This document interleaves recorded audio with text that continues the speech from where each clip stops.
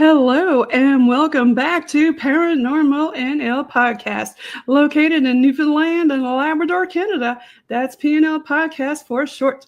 I'm your host and founder, Jen Nosworthy. Thank you for tuning in to UPRN, United Public Radio Network, 107.7 FM in New Orleans and 105.3 FM on that Gulf. For tonight's Paranormal Energy special on UPRN segment number 37, I've got three special guests tonight waiting backstage from Texas, North Carolina, and the UK, who I'll bring on shortly. Now it's time to grab your favorite cold one, a few munchies, and get ready for the spooky show tonight. Paranormal NL Podcast is sponsored by the Bog Team. It's a boots-on-the-ground Bog Team doing historical paranormal investigations in Newfoundland, Canada.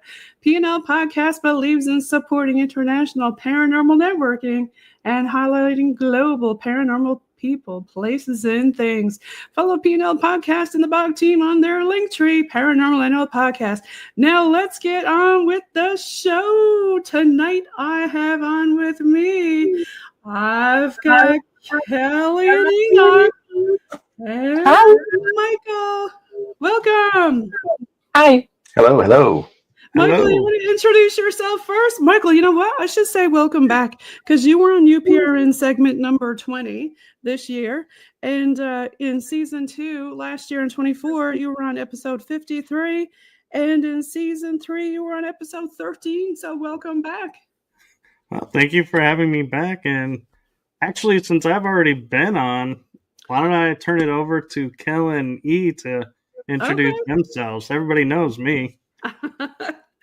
We're hoping they listen to your episodes. You want to go, Kelly? I'm Kell Ridley. I'm from the UK. I've been interested in the paranormal since I was a kid, basically. I've been a member of a paranormal team since 2012. I first started. I've just been interested in everything paranormal, whether it's ghosts, aliens. Had quite a lot of experiences myself. So I used to work at the Ancient Ramen as well. I used to do hosting for them. And basically I started the Paranormal Versus podcast with Michael, and then we brought E on board. And basically we do it all over the world, obviously, because of me being in the UK and these guys being in the USA. So we get people from even Japan, Ireland, all over, like listening to us. So it's quite an experience. Yes, that's exciting. How about you, Enoch? You want to introduce yourself? I know you guess you got E down there. Oh yeah, everybody calls me E. I'm Enoch Smith. Been interested in the paranormal for the majority of my life due to unexplained experiences and stuff like that. Became overly interested in it in the past, probably maybe 10 years, and really started focusing on investigations and equipment and stuff like that in the last 5. I love history. I'm a big history guy. And there's a lot of it where I live out in the coastal North Carolina area. I'm even a bladesmith by trade and musician, stuff like that. I like to try to keep it old school and do things like old school ways, because sometimes you just can't beat old school. But joined up with these guys, started doing shows and stuff with them, and I've been loving it ever since. How did you all get together? How did you all meet and get together and just say, hey, let's do a show? What brought you to that? We're all part of the same network where we're shows. I had decided that I used to be a part of an old show with my friend Stephen, and basically I left there.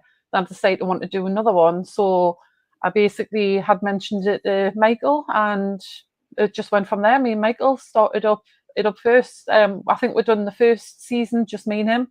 Then we brought in my ex-partner Matt, and then obviously when Matt left, we brought in E, because he's one of my best friends. So that's the story so far. That's the story, and you're sticking to it. Mike, do you want to give a shout out to yourself for the folks who didn't hear in the other episodes? Sure. So I am Michael from Texas. I've been a paranormal investigator since 2018, even though I officially kind of grew up in the paranormal without knowing about the paranormal, but I am the host of The Energy That Surrounds Us and Riding Through the Unknown. And I like to give the credit to Kell for coming up with Paranormal Verses. And I view it more as her baby, but we both share the credit for it and help it to grow. So it's a collaboration between us, and I was grateful when E came on because it gives us freedom to do more episodes and to have more topics to cover and more guests coming in, because Kell and I have a tendency to know the same people, and so we're like, oh, we're who do we want to bring on? It's like, well, who do we not have on? Right? Especially if you had 3 different shows, that's a lot of balls to juggle. It is, and it's a lot of fun. And Kell and I like to tease each other and bring our natural charismatic humor to the shows. And he comes in with his own, and he's been holding his own, so I'm impressed.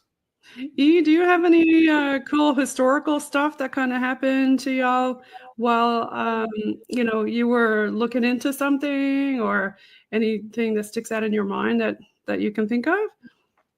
Well, I have a lot of personal experiences that kind of cause my mind to wander back to pretty frequently.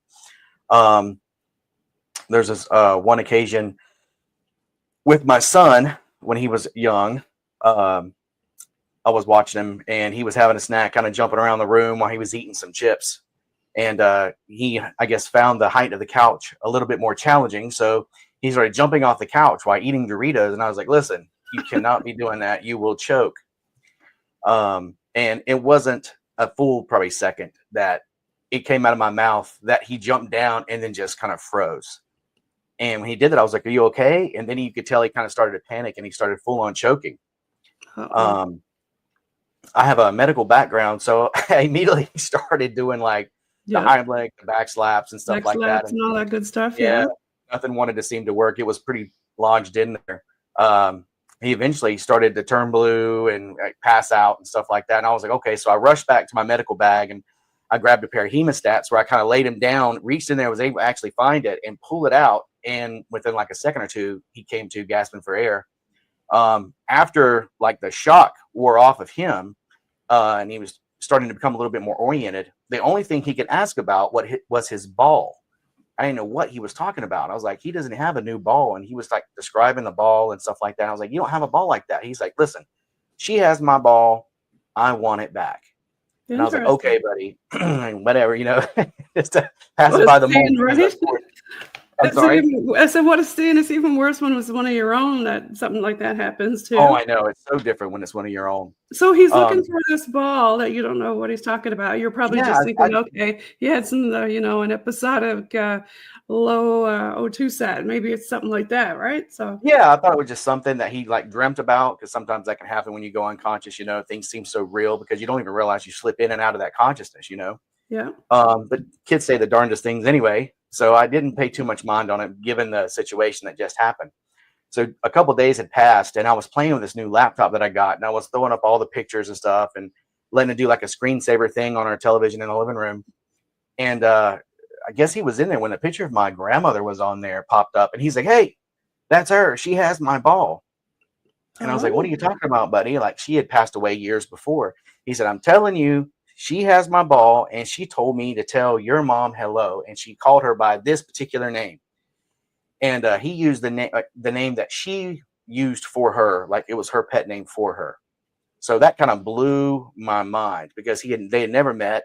He recognized her. He described this, and then knew my mom's nickname for her, which she had never heard. So I bet that blew my mind. It freaked you out, right? You're like, wait a minute. Yeah, I was like, maybe there's a little something to this. Maybe she was there kind of comforting him during that, traumatic situation.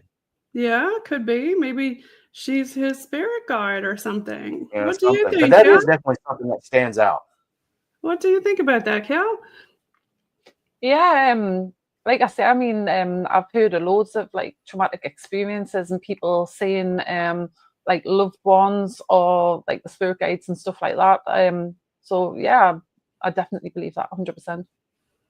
Like in your house, did you do any sort of like investigation or anything like that? Maybe with some dowsing rods or I don't know, spirit box?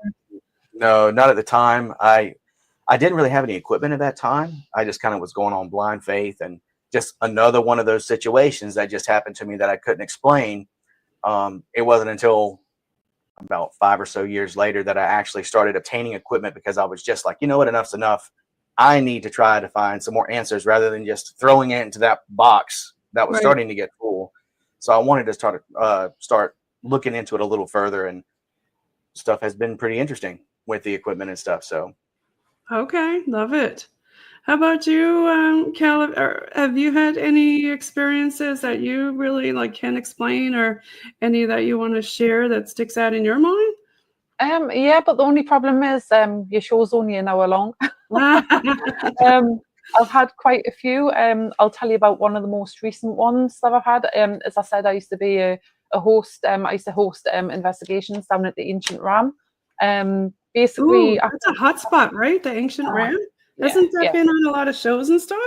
Oh yeah. It's well known, and especially in the paranormal community. So me and my ex-partner, basically, we done the investigations there for the owner, and we had loads of guests in. And what would happen is, after the guests go home, me and Matt used to just stay there. So I would never sleep upstairs.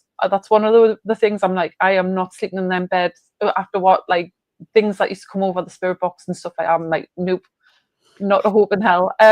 So basically, so we get to stay there, and the next day we were investigating ourselves with some of the equipment that we brought. And one of the things we had to do was make the place nice and tidy for the next team coming in. And there was a well-known team from America, actually, that were coming in that following morning. So straightened up all the beds, made sure that the place was absolutely spotless. Then we'll put all our equipment, apart from a few bits and pieces, into the car. Then came back upstairs. So we were in the witch's room, and basically the K2 meter was going absolutely ballistic. So Matt turned around to me and went, why don't you not like walk away, because it might be your phone that's activating it, even though I knew it wasn't, because it was too much of a far distance. And so as I turned around, walked away, the bed that I had just made had a child's handprint, tiny little handprint embedded into the bed right next to the teddy bear. So I was actually filming it at the time. And so basically I put my hand next to it to prove that it definitely wasn't my hand. So there was definitely a child that had been in that room and put its hand in the bed. So that's, like I say, it's just one of the many experiences that I've had. Do you ever like feel them while they're in the room or anything? Do you have any kind of clairs that you know of? I used to. I used to have quite a few of them. Basically, I had a spinal injury back in 2016. And just before I had the injury, I knew there was something next to us. So I took a selfie. And in that selfie is this big purple, it looks like an alien head shape. And I just knew it was somebody was there. And basically I sent it to a medium friend. And she says, it's a member of your family. They're coming around you close because there's going to be something happening to you soon. And basically I think it was 2 or 3 days later, I had the spinal injury. And as soon as I had that spinal injury, every clair that I had just completely disappeared. And I've been recovering since. I was in a wheelchair for 2 years. And oh my gosh, I'm sorry. I never had none of that. So I spoke to a friend again, my medium friend. She was like, yeah, they came to like take that away from you until you recover properly. You'll not have it back. So I'm just starting to get little bits and pieces back now. It's like I'll get a knot in my stomach if something's about to happen, but I know exactly what it is that's about to happen, type of thing. Okay. So it's just starting to come back now. But like I say, it used to be very, very strong when I was younger. I used to go from as being a child. I used to walk up to people and tell them things there's no possible way that I could have known. What kind of stuff would you tell them, Liz? Is it stuff that you knew about them or stuff that you knew would happen? No, it was just basically saying there's a woman following you around and she's your gran and she's called this, or she's got this, she's wearing this, or she's, you know, like, and it would be something familiar to them every time. And my my dad used to freak out. He didn't want nothing to do with it, but my mum used to know all about it, and like, my mum was well into it. Oh, so Yeah. you kind of grew up with it. If your mom was into it, that was going to be my next question. Does anybody else in your family have that kind of ability?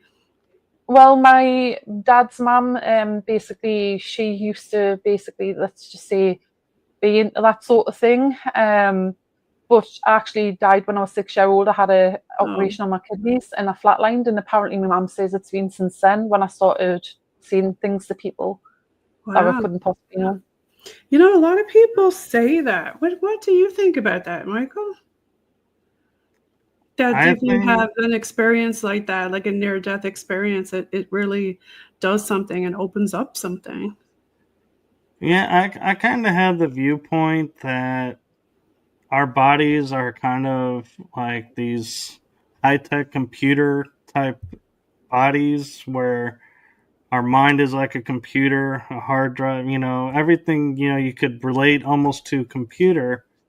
And I view with my experiences with it is the body is kind of doing a reboot. So when you have a near-death experience, your spirit and everything is rebooting, bringing in the new information, updating, so to speak.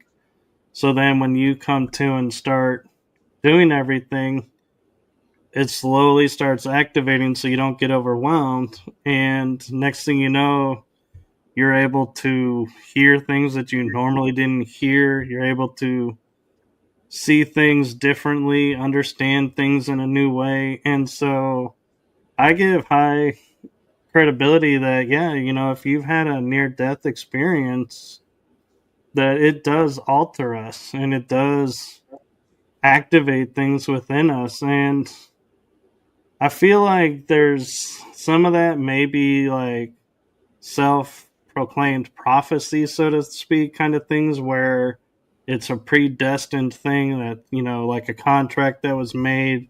This is going to happen at this time, activate this.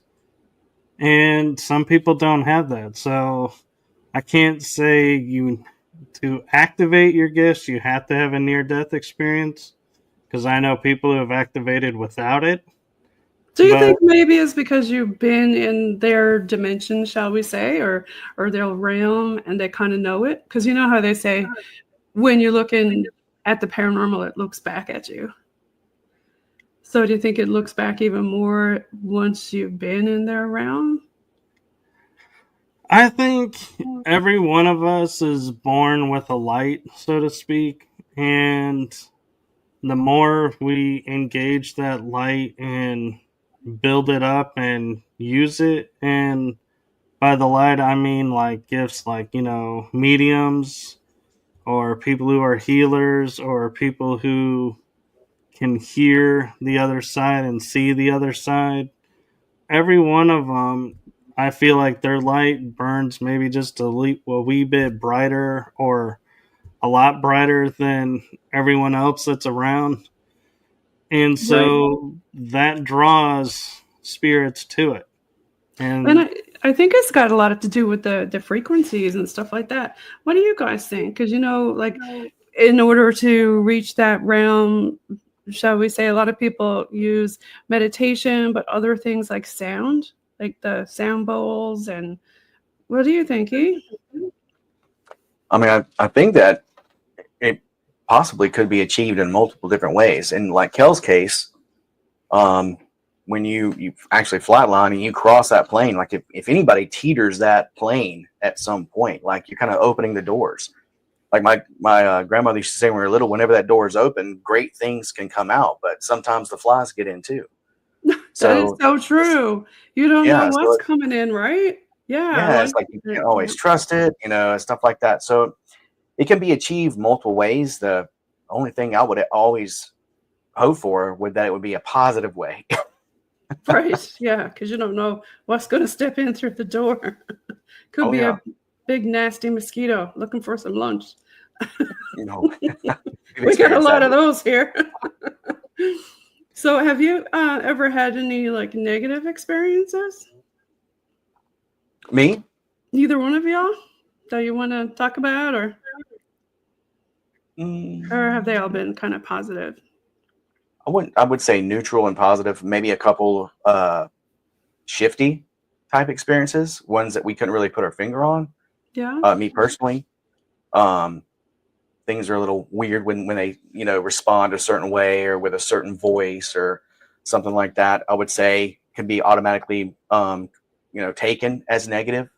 If anything is ever perceived that way, then we usually terminate the session and do what we got to do to close everything out and rid ourselves of any type of energy or presence or anything like that.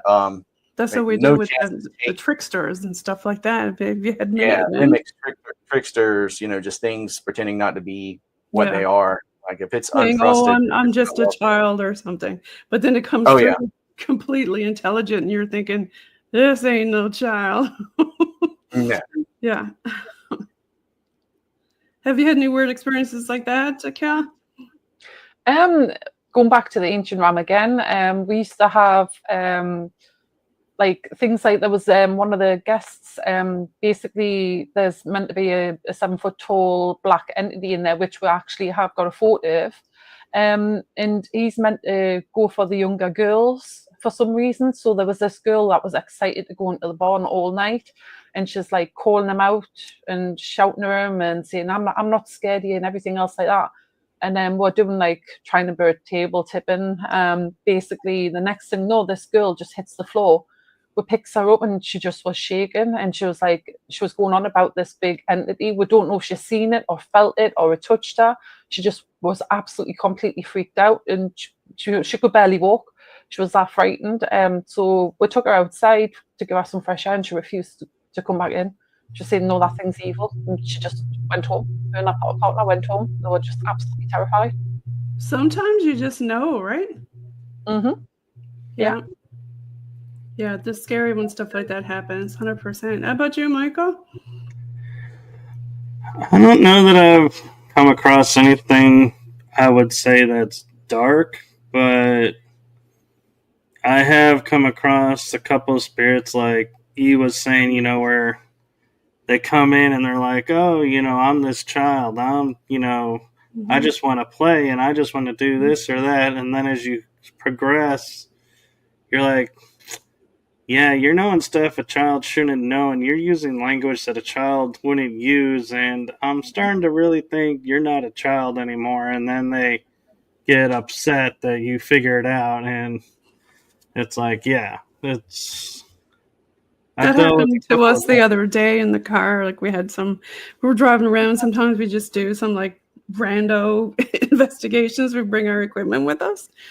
Oh my gosh, we had that happen to the T, Michael. Like it was saying like some really intelligent stuff that it shouldn't know. And then we were like, oh yeah, we called it out, and then it got pissed off at us, and then we just drove away and left it there. Yeah. That's the important thing is you got to leave everything where you left it. Don't take home anything. And that's one of the big reasons why I think it's important that people don't take things from sites. Yes. Because you don't know what's a trigger object, what's a vessel object, and what's just an object there. Like you could pick up a rock. Or it could be something that somebody did some kind of weird spiritual or, some kind of a spell and just left it there for you to pick up intentionally. Right. Like you could pick up a rock that's on the ground and be like, oh, I got this rock from, say, Amityville. And you're like, it's just a rock. But you don't know if the spirit that's there has interacted with that rock and left its mark on that rock, or somebody else came, like you're saying, and did something and it was on that spot, so that rock is charged now with that energy. Right. Yeah, or it could be an elemental or something from the land. Have y'all ever dealt with any of that kind of stuff? Oh yeah. Yeah, I personally have not. Like, not an elemental. No. We've had some like stuff show up and say it's shapeshifters and all kinds of weirdness. Like, yeah, you just don't know what you're dealing with. I've been here 1,000 years and all kinds of weirdness. Never experienced that. I have actually seen a shapeshifter before. I was in the car with my daughter once. It was after midnight. I had picked her up from work when we used to live in the countryside. And this is going to sound like crazy because everybody I tell this story to, you can see on their faces that they think that we're crazy. But we're driving home along one of the old country roads, which is like a single lane track. And all of a sudden, a deer jumped out in front of the car, and it was only a few foot in front of the car, and it couldn't go left or right because of the hedgerow. So it's running in front of the car. And the next thing I know, my daughter turns to me and goes, "Mum, what's going on? Why is that deer shrinking?" Basically, we were watching it, and it was shrinking in front of our eyes, and we both started freaking out a little bit, saying, "What the hell is happening?" By the time we got to the end of the road, and it went to turn in because there was a gate, it was actually a rabbit. Which I know that sounds completely crazy. If my daughter hadn't been there with us, I would have thought I had like some sort of episode. But we're both seen it, and it's we cannot explain it. It was definitely a rabbit by the time it had turned into this gateway, and there's no way we've looked. The only thing we can come close to figuring out is if it was some sort of shapeshifter or a jackalope or something like that. It sounds crazy. What do you have around your area? I know that we've got like Wendigo and different things like that. Or, of course, I know you've got fairies and whatnot in the UK, but do you think it could be something like that around? One of my friends he's a demonologist from London, basically he looked into it and he said that in Northern Europe there is jackalopes. Or shapeshifters and stuff like that. So that's what we think it could have possibly been. But around England, we've got so many. We do have supposedly not yet these what they're called Sasquatch type creatures in some of our like little woods and lakes areas. We do have something called the Black Shuck, which is a gigantic dog with red eyes, and apparently it goes around the country lanes. And if you see it, it's an omen of death. It sounds like Dogman kind of thing. Yeah, we have supposedly giant black cats. I've never seen one of them though.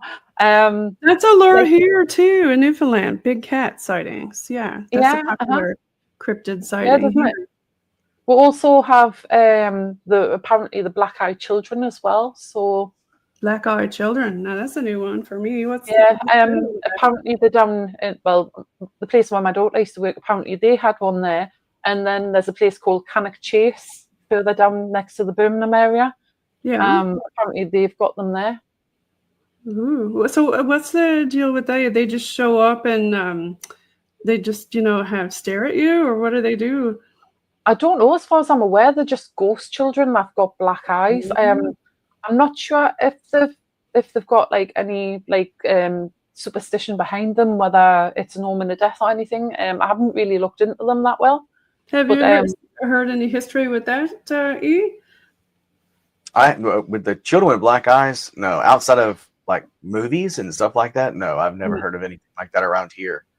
We have like a lot of Native American lore here in North Carolina with the Wendigos and all kinds of other, things with the North Carolina mountains, the Boo Hag, the Boojums and what's the Boo Hag? Is that like in Newfoundland and Labrador we got the thing called a hag where, it kind of sits on you when you're sleeping? Is that what the Boo Hag is, or? So from what I understand, it's a witch that, the story can differ, from, region to region, but from what I understand, it's a witch that always tries to coach you outside or try to get into your home, but can only come in if she's invited. So she tries to entice you. Like a vampire. Something like that. But there's in the South, we have preventative maintenance. Like we use like cinnamon brooms and stuff like that. So before she can even enter, she has to count every single bristle of the broom. And that usually keeps her busy until, the break of dawn. So, and then she can't get you in daylight hours and stuff like that. Sometimes they'll throw rice out or salt because she has to count each grain, which again keeps her busy. But other than that, it's the things in the dark that you don't want to hear and deal with. So like if you hear a whistle in the woods, do not even acknowledge it. Yeah, that's always a bad one. Yeah, or if you hear like your name called, even if it sounds like yourself, or if you see yourself, do not even acknowledge it. Just turn and walk away like you didn't see anything. Doppelgangers, yeah. Yes, the stuff like that gets really trippy, especially in the deep mountains. Like they have a really hardcore, belief system where that's concerned. Okay. So Here at the ocean part is all folklore over there. Oh yeah, About the there's a lot of ocean history here. Yeah. Yeah, I live along coastal North Carolina, so we have like the pirate history, we have the Lost Colony history here in North Carolina, so much. Then we got the Native American history here as well. There's one thing that people will say they've seen is the Gray Man. I don't know if you've ever heard of that one. The Gray Man. Tell us about him. Yeah, it's basically just a guy that has like a gray appearance. There's no features on him at all. It's just like a gray silhouette from what people would describe. And so kind of like Hat Man, but he's all gray instead of black. Right? Yeah. Yeah. Okay. The only time people ever really see him is right before a big catastrophe. So a big hurricane or something like that. So he's usually like a big omen that something's coming. Okay. So, yeah. But people hear that. I'm hoping while she's visiting, she'll get to hear the Seneca booms, which are scientifically unexplained. What's that? The Seneca boom? So it's like a giant, loud, it sounds like cannon fire. And we live between two big military bases in North Carolina. We have a Marine base here close to us, and then we have an Army base more in the center of the state. Certain artillery strikes and training grounds and stuff will put off some really loud booms, with them, firing off those weapons. But they'll check with the military sites and say, no, we haven't, fired anything off today. It's not a training day. We didn't do any guns that would be, resident over that, distance. But they apparently happen all over the East Coast. And that's quite a popular thing that happens all around the world. It's like a residual, and you can hear it, right? Yeah, that's in North Carolina that it's residual, and they think it's from either the pirate days or from the Revolutionary War, Civil War, all that actual cannon fire, because it's really big over the beach. I don't know if it's just because it's a big, like, flat, area, or if it's just something that's localized. Have you ever tried the parabolic mic or something at night with that? There are YouTube videos of it being captured. I have not ever captured anything, but I have heard them, and it sounds like somebody next door to you is firing off a cannon. Like, it is insane. You can feel it. Like your body physically feels it.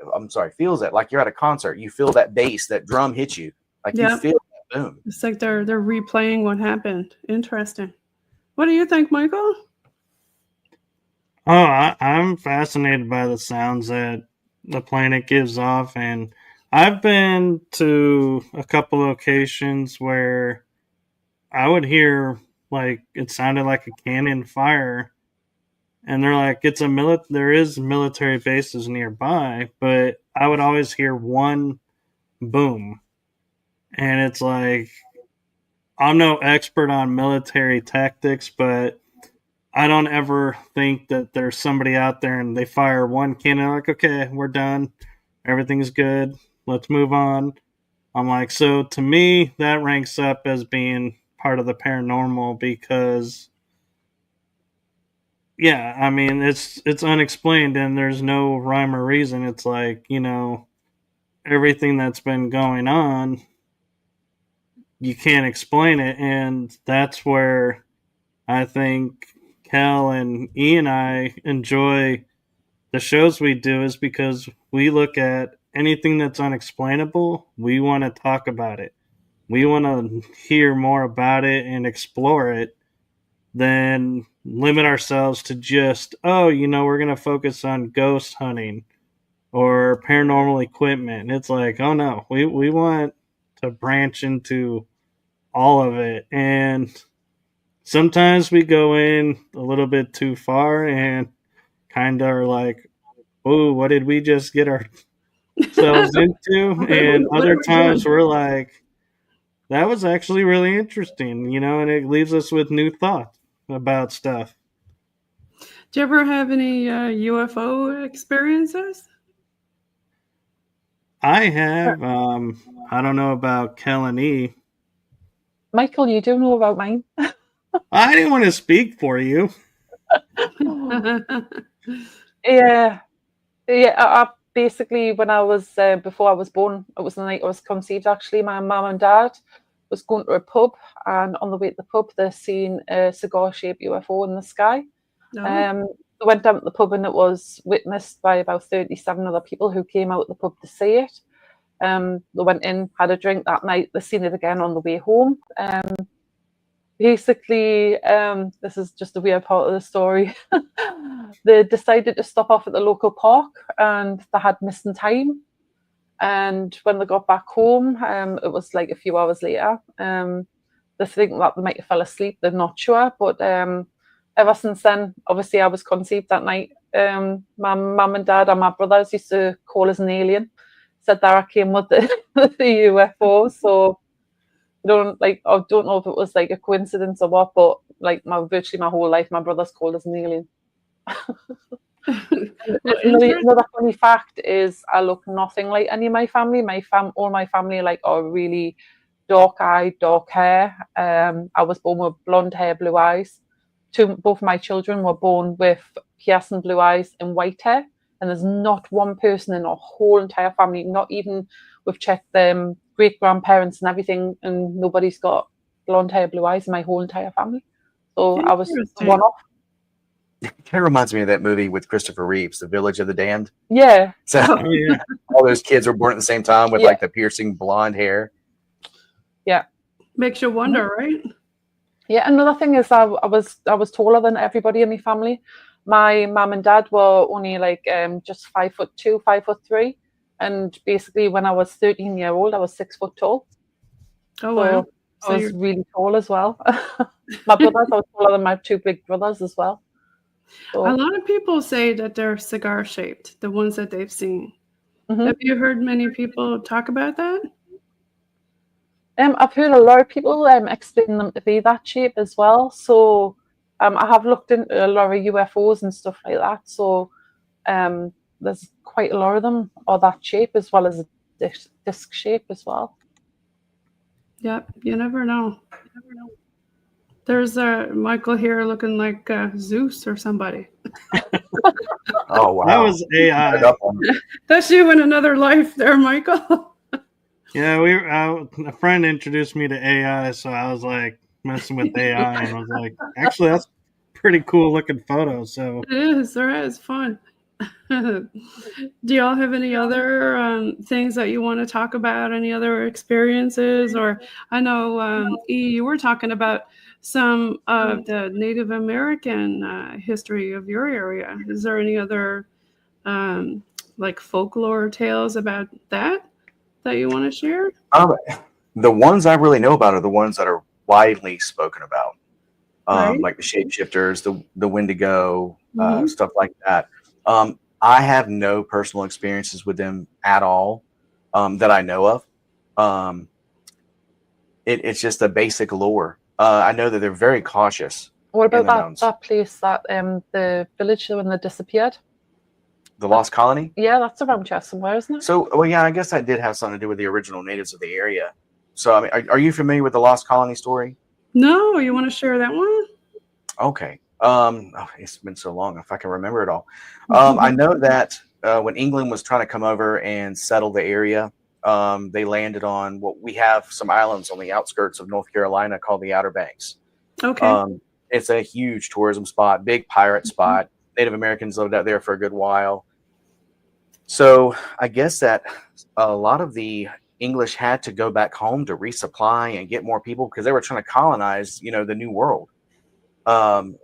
They were gone for a long time, months and months and months. And when they got back, all the people they left behind were completely vanished, vanished. No trace of them, nothing. And the only thing they could find was the word Croatoan written on the tree. They're thinking that it has something to do with the Indian tribe that was in the area because there wasn't even any Indians at all, when they came back there either, like there were before they left. They don't know if they packed up and moved. They have no idea if it was sickness. There's no explanation to it whatsoever. It's just one of those things that is just lost in history. At this point, it's all speculation with what evidence they do have. But it's considered a huge, investigative type topic around these parts. Did we ever figure out what the word Croatoan means? If they have, I have not been made aware of it. From the last of my knowledge on the whole subject, they still are unsure what it is. I personally think maybe it was an Indian word or even the name of the Indians themselves. Like, I'm not exactly sure. I don't know if that's what they called themselves or what, but I don't think that they have a definite meaning of the word. Right. Yeah. Interesting. You never know what you're dealing with, right? Especially when you're on different lands. Some people think, oh, it's the house, it's whatever's in the house. But what if that house is new and it's the land? Because we keep getting stuff across our spirit box in a lot of places saying the land is cursed. I have Which had experience. Is interesting, right? I wonder, is it the people who actually lived here, the indigenous, did they curse the land because we came here? What do you think, Michael? I don't know that they cursed the land because we came here. I think all the stuff that happened kind of, if you want to look at it as the land is cursed, I would say, well, the tribes, when it was tribal land, they lived with respect to each other. And yes, there was conflict, but their conflict style was a lot different from ours.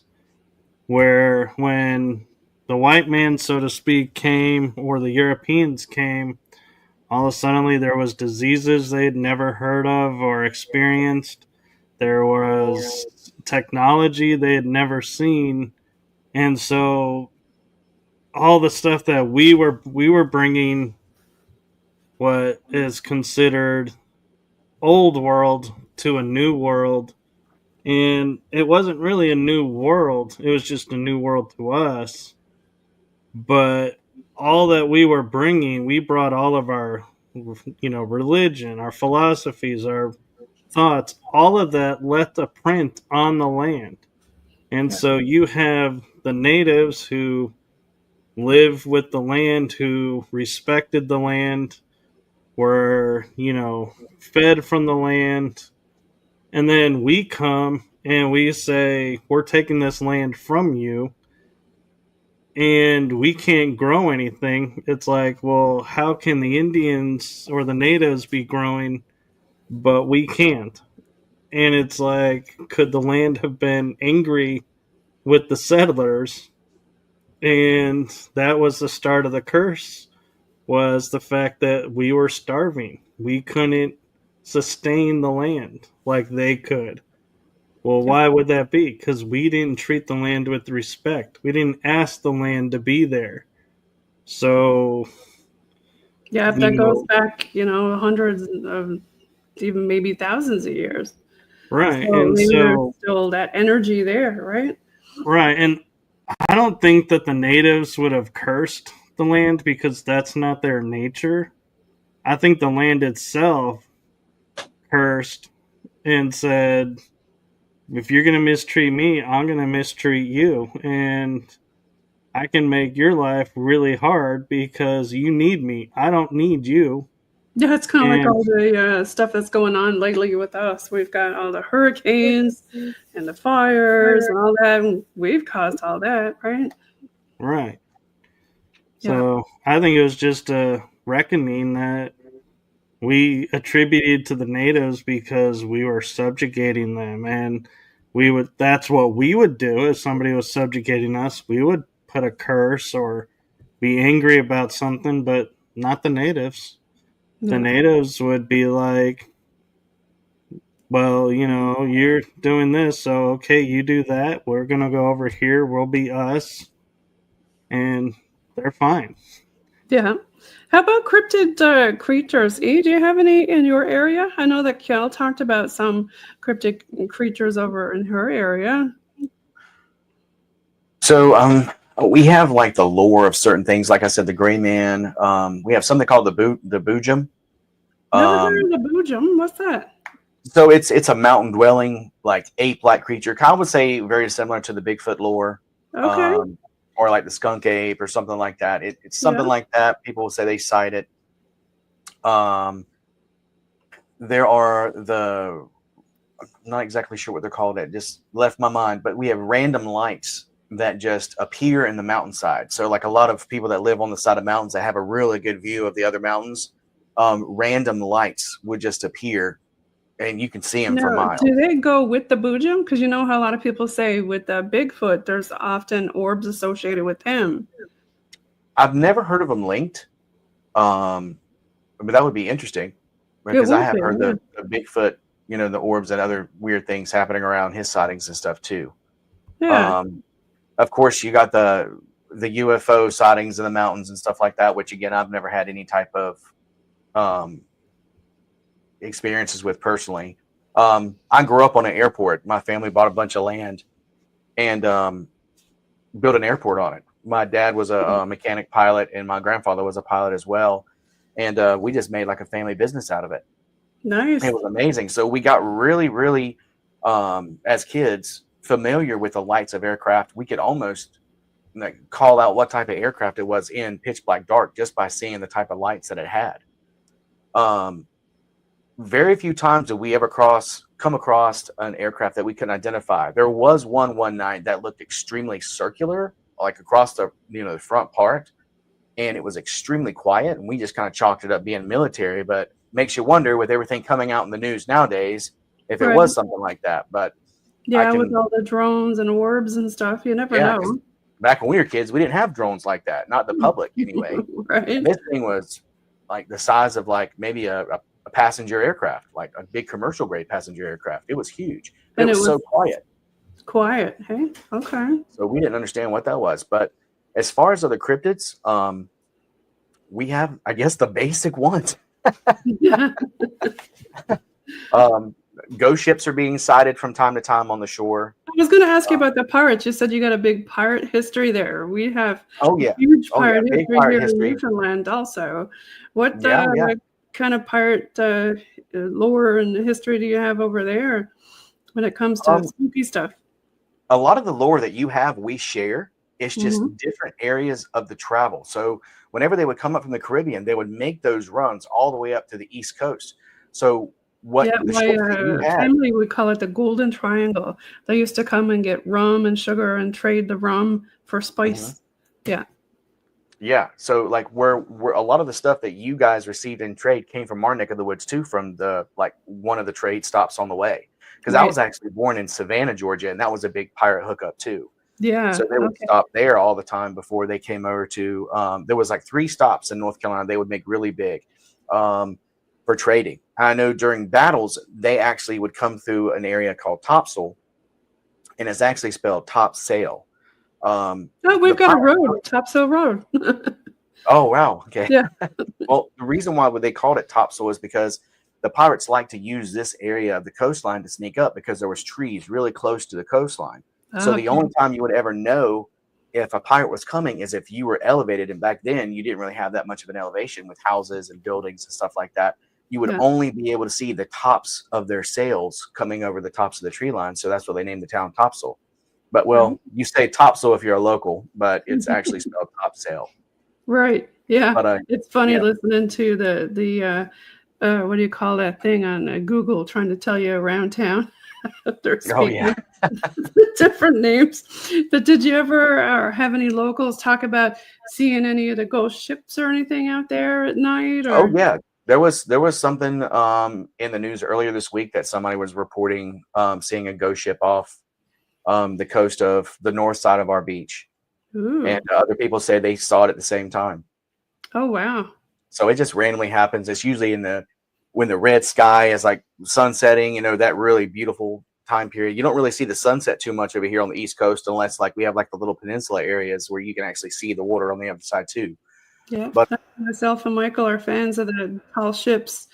You've got a logo there, and I guess if I move stuff around, you can see my logo with it in the background. But got a tall ship on mine there somewhere. Oh yeah, love the old ships. Yeah. Yeah. So, Kell, what about you? Do you have any kind of pirate stuff up around the UK, or is it more just military? We do have a lot of smugglers, like old caves and stuff like that from smugglers and stuff like that. Not necessarily pirates. Not that I'm aware of pirates, but like I say, smugglers. We do actually have a haunted hotel that used to be a smuggler's place. It's trying to remember the name of it. It's in a place called Almouth. It's been on some TV shows and stuff like that. I just can't remember its name off the top of my head. But that's where they used to, like, obviously store some of the stuff. And that's meant to be really haunted. So, okay. You think that they're trying to location as well? It's absolutely amazing, the place. Maybe they got some of their gold or something, or treasures there that they're looking over. Yeah. So do you guys have any other things that you want to talk about that we haven't talked about that you can think of that stands out in your mind for when you were doing your shows, Paranormal Versus, any particular episode, or the energy that surrounds us, or riding through the unknown? We've had quite a few interesting shows. There was a man that Michael might remember the name on, I think it was last season. He was basically talking about how in the mountains where he's got a store, that basically people come down and tell them about the experiences that they have and write it in the book. Like seeing creatures that are different to normal creatures. And apparently there's a military base or something up there where they experiment on animals, genetically modify them. Oh, yes. Oh, no, what a scene. Yeah, I thought you would remember that one. Yeah, Yeah. That was a really interesting show. Really interesting. Where was this at? Where was the mountain? Or Michael, can you remember? It's in the Oregon, Washington area. It's the Columbia River Gorge. Okay. And they have articles where the government admitted to the Department of Energy, said, yes, we were working on creating super animals to protect our facilities near here that are nuclear, for the nuclear weaponry for the military. Maybe that's where Bigfoot came from. Possibly. And it's possible. I mean, they admitted to making super crocodiles, super big, large cats, and making the all kinds of animals that normally you wouldn't consider being really good assets, that they were. Yeah, we can grow all kinds of stuff manipulating now, them. can't we? Grow all kinds of different sheep and all kinds of stuff under, they got all kinds on the go. Yeah. Another one that I'm sure Kell remembers was talking about, like, UFO experiences. We had a guest on that. He had like drawings where they drafted the triangular craft, and was witness to it and was sharing his experience of seeing it and designed a model of it. Wow. Okay. Yeah, I remember that one. That was amazing. Wow. There was another one that was really interesting. I'm just trying to remember the name of the person. I still can't remember his name. Sorry, you'll have to excuse me. I've still got jet lag. Yes, you must be after flying from the UK all the way over. You're in North Carolina now, right? How many hours is that flight? 8 hours? Oh, well, I had to go from Newcastle, from where I'm from, to Paris first. Okay. So that was about 2 hours, and then obviously about 8 hours over from Paris. So it's quite a bit of a time difference, but I've been here 2 weeks, so I should be used to it by now, but I'm still half asleep. But the guy I was talking about, he basically had a near-death experience, and basically everything he described in his story, I didn't have the same thing happen, but it just like felt as though it was very familiar to me. So I don't know, I can't remember from when I had the flatlining experience whether I basically seen anything, because I was too young, I can't remember it. But when he was telling me with the story, it was just so familiar. It was it was unreal. And yeah, I really enjoyed having him on the show. He was an amazing guy. Yeah, Very interesting. I had him as a guest too. I think it's John something. Yeah, it's John. I can't remember his surname, honestly. I'm still half asleep. I want to say Davis or Davies, something like that. John J. Davies, I think he was That's called. it. Yeah, that's right. Yeah, brilliant. You got a spot on, Michael. Interesting. Yeah. So you had a lot of different things on your shows, a lot of different episodes that kind of stick in your mind. Yeah. The one that cracked me up and I thought was the funniest because I actually had to do translation for Kell was, remember we had Travis Walton's friend on? Yeah. From Skinwalker Ranch? No, from Fire in the Sky. Yes, okay. He was a part of it, and he was telling his story, and he shared. And one of the funniest moments was I asked him. I said, "So, how much of the movie, is accurate of your experience?" And he goes, "Pretty much none of it." And we were like, "What?" He goes, God. "Yeah, they really, embellished it. Rails with that one." That's not good. Oh my God. The best thing is I had to get Michael to translate because he couldn't understand my accent at all. Well, I'm really used to it because we're very Irish over here, and we get a lot of people from all over the world, from all kinds of walks of life, coming off of our cruise ships that we get here now. So yeah, but we're very mostly Irish, so we can understand all kinds of crazy accents. That's good. So do y'all want to give a shout out to your fans and where people can find you? Do you want to start first, Michael, or?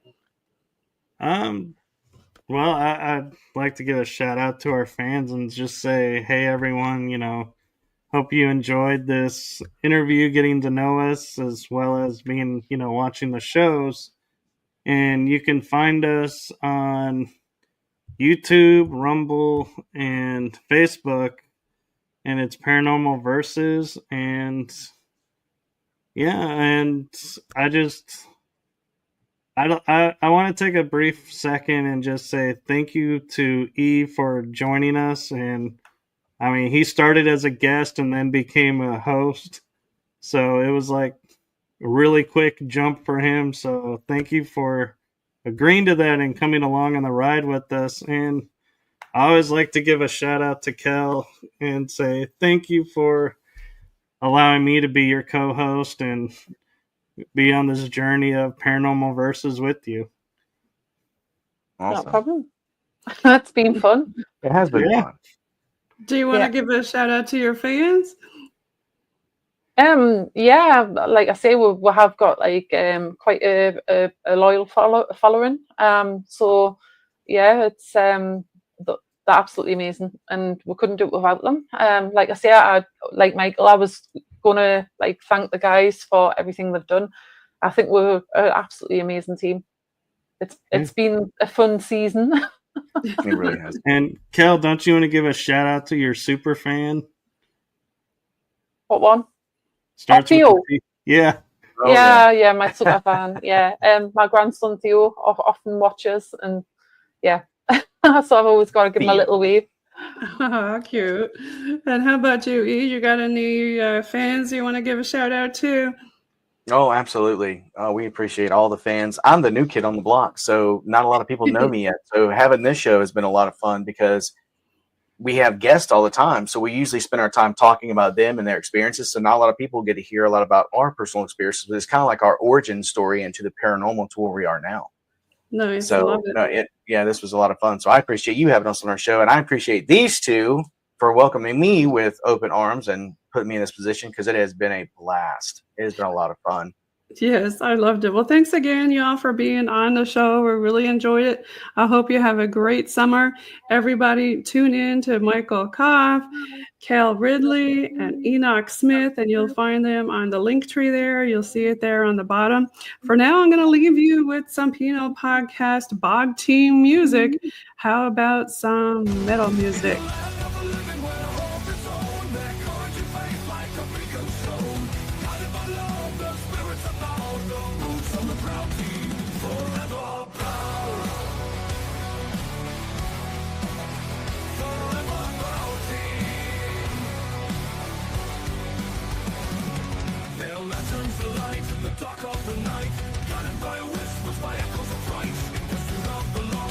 kind of the